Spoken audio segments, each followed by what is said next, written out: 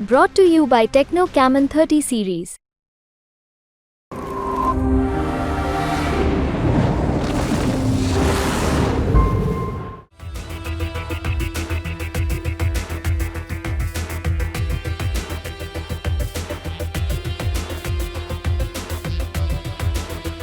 चीनी हैकर्स से इस वक्त दुनिया के कई देश परेशान हैं।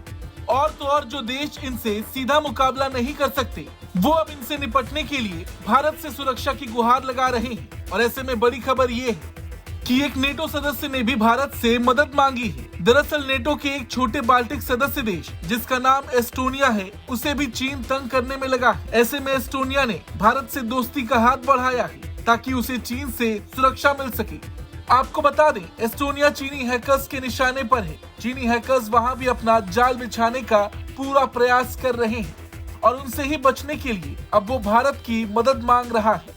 बता दें, इसी साल एस्टोनिया ने नेटो के सबसे बड़े cyber security exercise lock shield की मेजबानी की, जो एक डिजिटल युद्ध का मैदान है।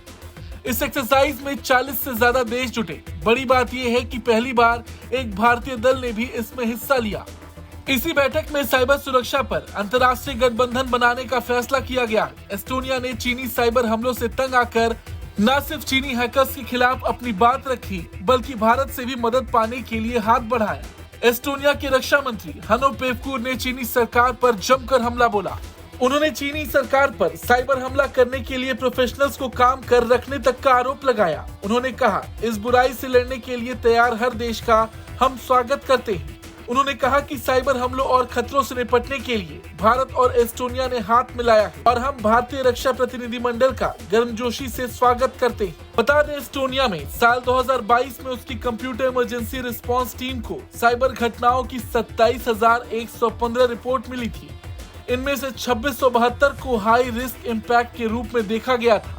अब वैसे देखा जाए तो चीनी हैकर्स से कई देश परेशान हैं। साल 2015 में चीनी हैकर्स ने US office of personal management को हैक कर लिया था और अमेरिका के करीब 2 करोड़ 15 लाख कर्मचारियों के रिकॉर्ड को चुरा लिया था। हाल ही में ब्रिटेन में भी चीनी हैकर्स से जुड़ा एक मामला सामने आया था, मगर एस्टोनिया उन देशों में से है जिसे बार बार चीन की ओर से साइबर हमलों का सामना करना पड़ता है। अब देखा जाए तो चीनी हैकर्स अलग अलग देशों की डेटा चोरी का इस्तेमाल जासूसी करने के लिए कर रहे हैं। और वहीं भारत ने भी चीनी हैकर्स के खिलाफ सुरक्षा का तगड़ा जाल तैयार किया है और इसलिए नाटो भी भारत से मदद मांग रहा है। ऐसे में चीन को रोकने के लिए अब भारत इन देशों की मदद करेगा।